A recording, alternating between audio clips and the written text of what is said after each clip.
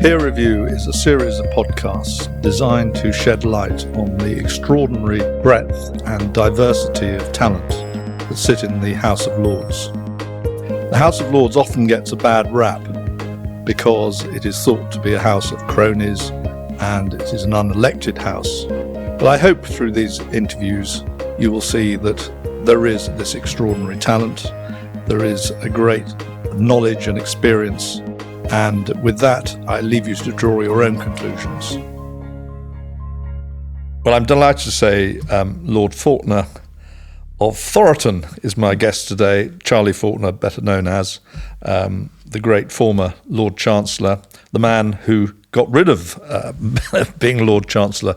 And for those that don't know, you go into the House of Lords and you go through these incredible coat of arms. You first of all have the speakers of the former speakers of the House of Commons, coats of arms. Then you have the Chief of the Defence Staff, and then you get to the Lord Chancellor's coats of arms, and it all comes to an end with the name of Lord Falconer. Charlie, I mean, that was a very controversial decision when you decided to disband that, and you must have been one of the sort of most unpopular figures in the history of the House of Lords. The most unpopular figure in the House of Lords, and it was very, very unpopular because it took away from the House of Lords a really significant political figure. I don't mean me, I mean the Lord Chancellor. But I do think it was the right thing to do. I don't think it was right that the Lord Chancellor should be the chief judge, the chair of the final Court of Appeal in the House of Lords, when the people who were most appearing in the House of Lords Court of Appeal were the government. So it was a system that didn't any longer work in the context of having a properly independent judiciary. The change occurred. If you talk to the judges now, whilst they were just as angry as the House of Lords at the time, none of them would want to go back to what it was like before. So it was hot and hellish, and I, at a personal level, regret it's my coat of arms at the end of that row, but it doesn't mean there isn't a Lord Chancellor there to defend the independence of the law. It's just that he or she is in the Commons now. Well, I suppose there's good and bad. In some ways, Lord Irvine and yourself were great friends of Tony Blair and were appointed by him. Yeah. And so people could say, well, it was a job for the mates. On the other hand, we now have politicians who are fulfilling that role. Yeah. And not always exemplary in the legal profession, as we've seen in the past, and having to learn how to do it, not having had a legal background. And one of the things we tried to do, and it didn't work in the change, was to say that the Prime Minister had to consider whether or not the person who was the Lord Chancellor had that quality of independence and willingness to defend the law that made them fit to hold the job. And actually, some of them have been very good. I mean, I think Jack Straw, who was the first New Style Lord Chancellor, was absolutely excellent. Ken Clarke was absolutely excellent. Michael Gove was absolutely excellent at defending the laws. They understood what was required. The villain of the piece, in a way, was Theresa May, who appointed the absolutely appalling Liz Truss as the Lord Chancellor, and she set new standards for really awful, craven political behaviour. Liz Truss is famous for being awful as Prime Minister. Well, we don't want to go into that, but let me tell you, you people in the Conservative Party were warned, because she was absolutely awful as the Lord Chancellor. Yes, there have been doubtless other ones as well. Chris Grayling is one who was pretty bad. But there were some. David Liddington was very good at the job. I think Alex Chalk is regarded as being good at the job. And people have criticised Dominic Raab, who is a difficult person to get on with, but he did defend the law. Yes, and of course it could also change because the Lord Chancellor sat on the woolsack. And whereas we have an independent House of Lords, unlike having a Speaker in the Commons, there is a form of regulation of the decorum that is maintained by the person sitting on the woolsack, and you change that to a Lord Speaker. Yes, and I don't think that changed the decorum of the thing.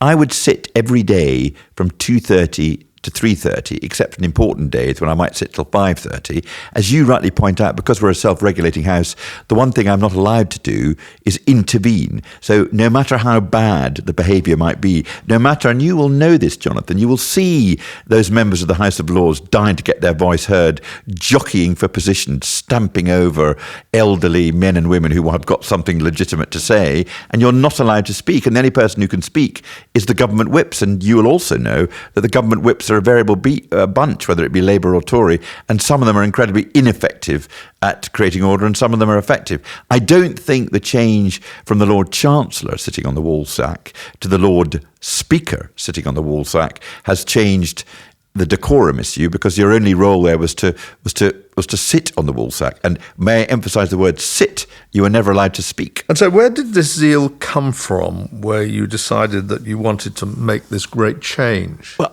the system was one of those things where I think the British judiciary are one of the best in the world. There was no problem about the system because it was producing, this is the English and Welsh judiciary, but also the Scottish, independent people of the highest standing. You couldn't go on forever like that. There would come a point when it would go wrong. And actually, there were flickers of it going wrong. I don't know if you remember the prorogation case, and the response to the prorogation case from the Prime Minister was, well, we have to have more political judges if this is the way the independent judges. Had we not made the change which carried with it an independent judicial, an independent appointment of judges rather than the Lord Chancellor doing it, Boris could have just gone straight in and had non-independent judges. So it was the right thing to do, and it was done without there being a crisis. There was a sense of crisis when we announced it because it was so heavily criticised, but it's one of those things that we did, and it's very much stood the test of time. And looking back at implementing it as you did, do you have any element of regret? I have two. We would never have managed to get it through had the Prime Minister not indicated at the point that he appointed me that we're going to do this, because it would have got bogged down in the detail. We should have had it better prepared, because there was an element that the details were very unthought through, the back of a fag packet allegation made at the time. So I regret not having prepared it in more detail, but I don't for one moment regret doing it. And I'm also very conscious of the fact that if we had not done it with such a degree of political commitment, it would never have happened. Of course, the law courses through your blood. You Absolutely. were brought up in Scotland into a very legal family. Yeah. You're married to a judge. Yeah. What was it like in those days? Were you expected to go in the law because your grandfather had, I think, been Lord Provost, Yes. and your father had been a solicitor? Yeah, I mean, it was absolutely expected, but not just expectation from my own family, but for myself. And this may be an indication of the defective personality I am.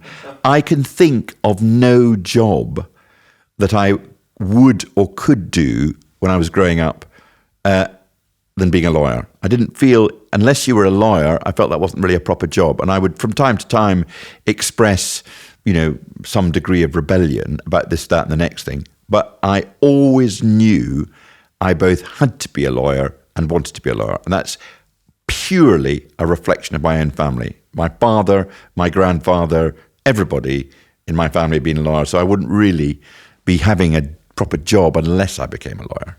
You then went to Glenalmond, I think. Yep. Is that where you met Tony Blair? No, well, I was at Glenalmond at the time. He was at Betty's at the time. Glenalmond's a school about 40 miles north of Edinburgh. I have a brother who's incredibly good at sport. I am terrible at sport, and at school was a SWAT. So my parents sent my sporty, non-academic brother. He remained at the Edinburgh Academy, which is a very academic school, and I was sent to Glenalmond, which is an incredibly sporty school. And although it was pretty hellish to start with, because it's basically a place of good values, but if you're playing sport every day and you're hopeless at sport, I don't know if you've ever been at school, Jonathan, but not being good at sport is not a good thing to be. But I mean, I got used to it. I grew to like it. And although there is an essential unfairness about because my parents had some degree of income, I could go to a private school. And that's an essential unfairness in our society. The values of places like Glenalmond are essentially good, because the two things that Glenalmond taught me was the community is critically important and public service is critically important. You went up to Queen's. In Cambridge, that's right, yeah. At what point did your friendship with Blair happen? We knew each other in Edinburgh. We were both at school, him in Edinburgh, me in Perthshire, and we had mutual friends, and we became good friends we didn't become that good friends in Edinburgh because we fell out over a particular relationship.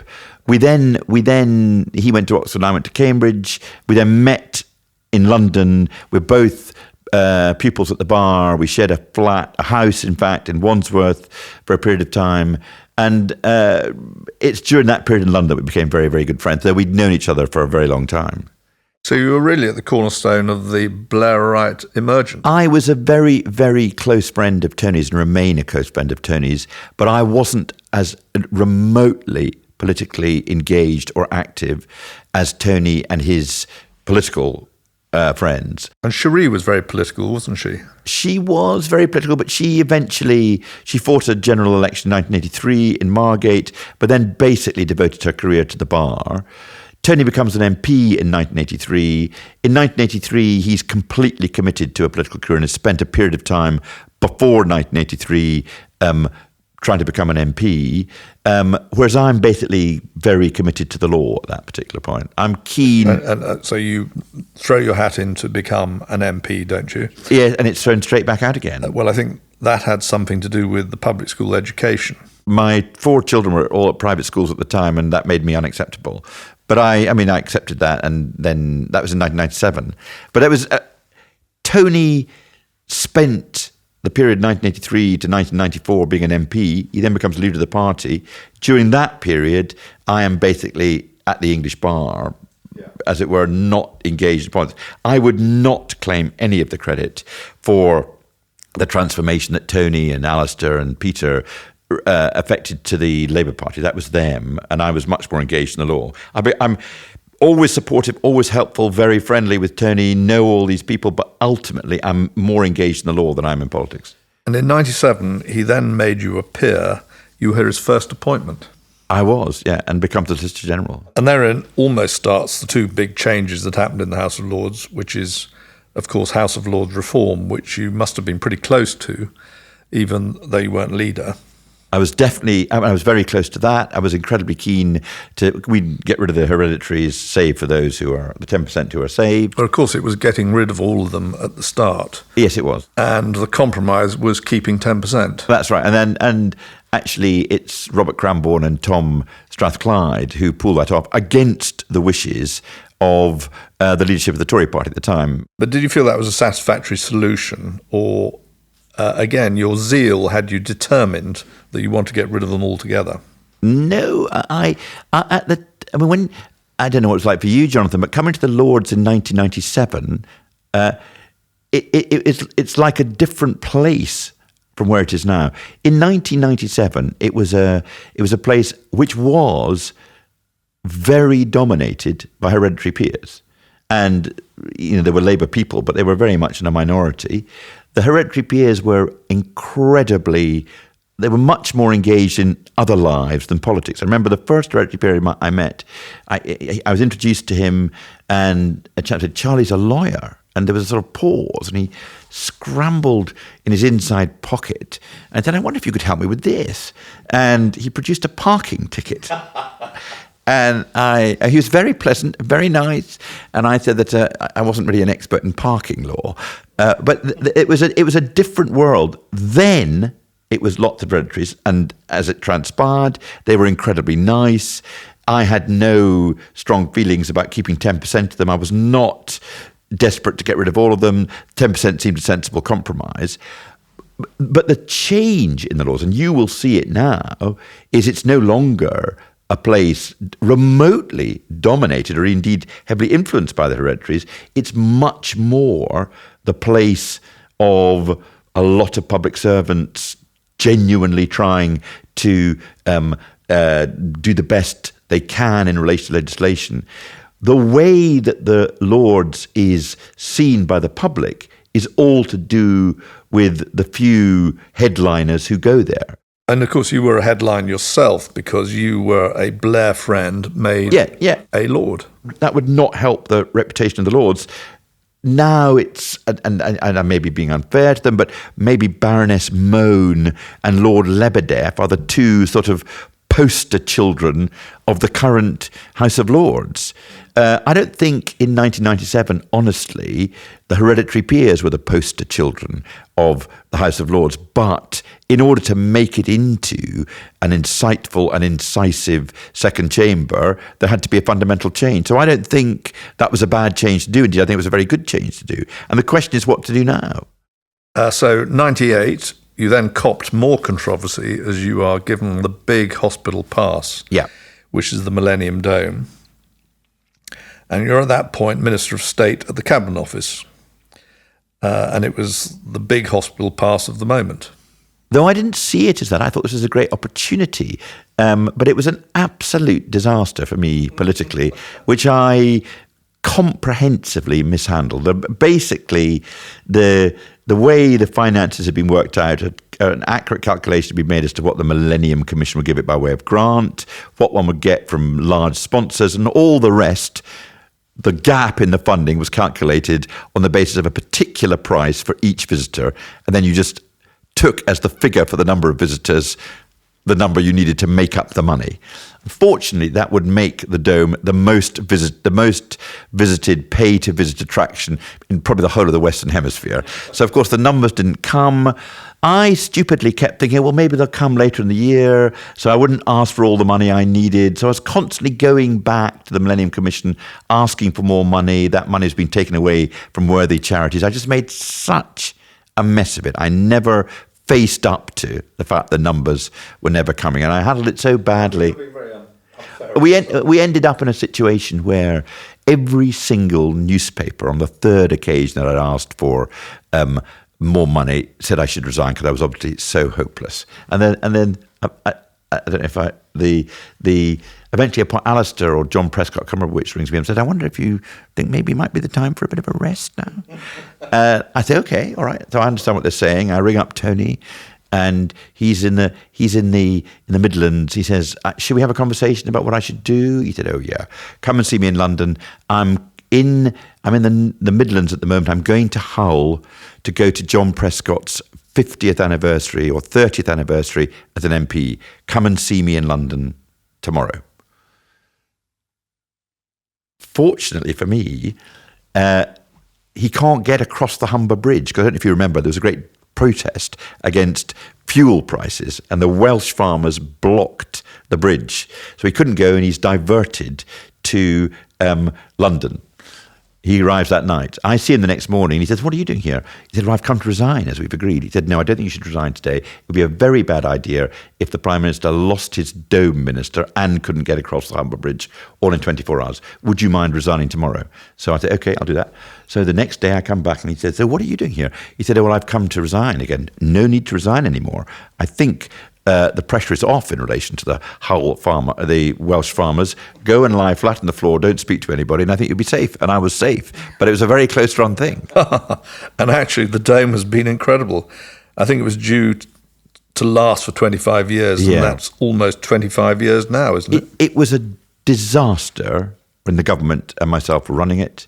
It was essentially a brilliant idea. It is now the regenerator of the North Greenwich Peninsula in the East End of London, and it is the best venue for big concerts and other events in the whole of Europe. And it was a bold and brave decision, which Michael Heseltine took. Peter Mandelson went along with. Tony Blair went along with. Most of the cabinet didn't want it. It caused a lot of trouble politically for Tony Blair, but in the long term, it was right for the country. Yeah, well, it's that Tory tenet, people do better when government does less. Anyway, after the Cabinet Office, you moved on to house planning, didn't you? Which was a very difficult... Housing and planning, that's right. That was the one job in politics that I had where the whole sector is on your side. They want you to get as much money as possible to build houses and to have as relaxed planning as possible. Your only enemy in the whole world is the Treasury. And so unlike being the Dome Minister, I was briefly popular in the sector because they're always on the side of the Housing Minister. I mean, I say that. I mean, there've been some, Grant Shapps was Housing Minister and nobody liked him, but that may be Grant Shapps or it may be the Conservatives. But generally, particularly in a Labour government, you're a popular figure. And that was a very good period of time. I then became the Criminal Justice Minister, which is a very unpopular period. And then I became the Lord Chancellor, where everybody hated me, as you've so kindly pointed out. Well, you pointed out for yourself. Yeah. And actually, you're a very popular figure, and I know you like people and things like that. So it must have been a very difficult and tough time for you. I mean, it was a worthwhile time, and I don't want to say it was a tough time when you think about the things that other people are suffering. I mean, two things. Since you've given up those august roles that you had, I think one of the things is that you had quite a big influence on the Freedom of Information Act, which most ministers see as a thorn in their side. I remember, I think Tony Blair thought so, and that it was the worst decision he had ever made. I don't concur with that, but I think you've done a lot to improve the terms of reference.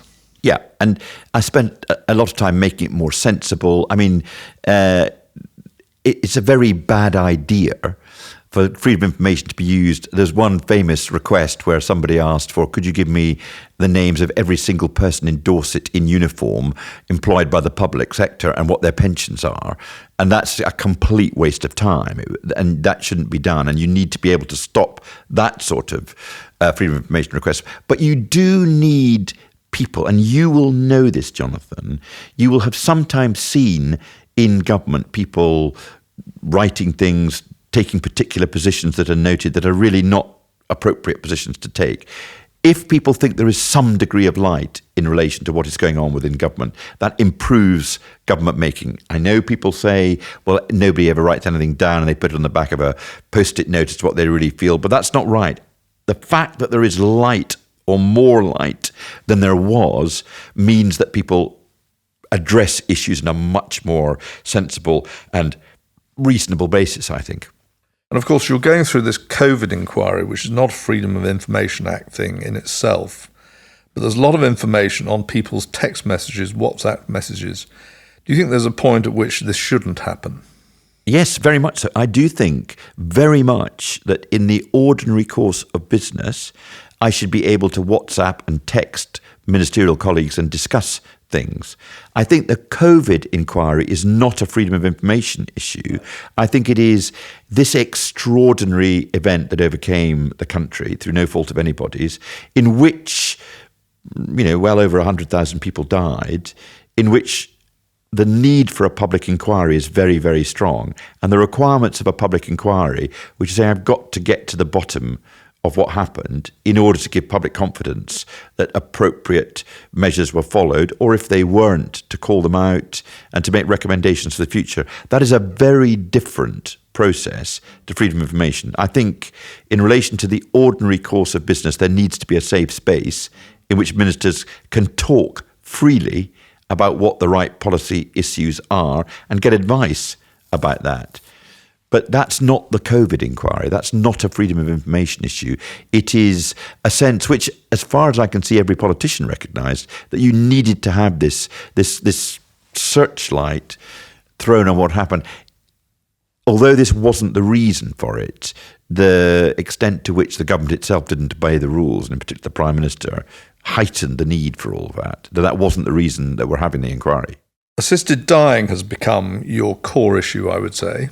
It's a cause that I'm very keen on. It's not just that I'd seen it firsthand. I mean, the number of people I've spoken to who describe a bad death of somebody they love and the extent to which it sears their recollection of that person and haunts them for quite a considerable period as to how the person they loved had died, when very frequently it's clear that that person has got a week or 2 weeks to live. They've said their goodbyes. They're desperate to go. It's agony holding on. They withdraw from a connection with their family. They just cannot do it anymore.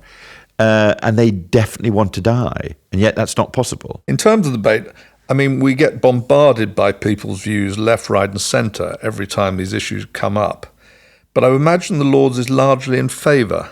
Yes, I agree. Not in the Commons? Not in the Commons at the moment.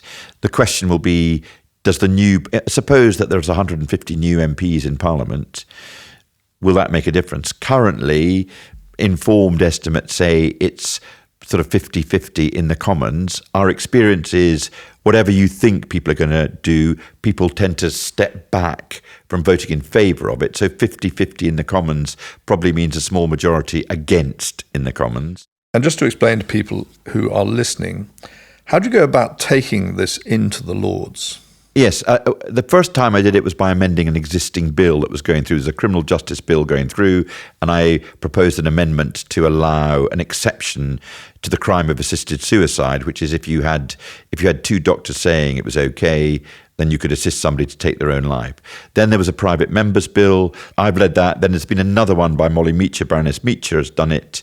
And before me, there was a guy called Lord Chancellor who did it. It's been a long-running campaign, and the question is, has its time come? The laws are changing all over the world. I have another on it, but I don't know how successful I'll be, because it all depends on we're about to have a prorogation and a new parliamentary session starting. I'll put my name down to see if I get a high ranking. But there's bound to be an election, I would have thought, sometime during the course of next year, which will mean it'll probably be quite a short session. I think to everyone's surprise, you joined the Jeremy Corbyn government. Well, I was in the shadow cabinet at the time. He then won, and a great effort was made to keep normal people. I pride myself on being a normal people, but you probably wouldn't think I was, in the shadow cabinet. But that didn't last in the end, because I think I resigned with the great mass of us about 9 months later. This must have been a fascinating period, and you alluded to it earlier. But where do you think the Lords got to change? I think the Lords has got to... the problems about the Lords are not what it does, it's the credibility of the people who are joining. And if the public think it's donors from both sides, but assume this is the perception, and, there are problems about criminality, and there are, Lord Archer is still around, and Baroness Mone is under investigation, that colours people's view in relation to it. As a very minimum, you've got to have a system whereby what the House of Lords Appointments Commission says goes. You can't say no to them saying no. I think you need to reduce the numbers, and I think you do need, for credibility's reason, to get rid of the existing hereditaries. I think you should go further and make it elected. Whether or not the Labour Party, if it becomes the government, is willing to do that, I don't know. But I think you have to do that ultimately in order to make people have faith in it. Well, Charlie, you've been so self-deprecating as usual. Thank you so much for sparing the time. It's been absolutely fascinating and great to see you. Thank you very much indeed. I really enjoyed the conversation, and I've really enjoyed being a friend of yours over the years.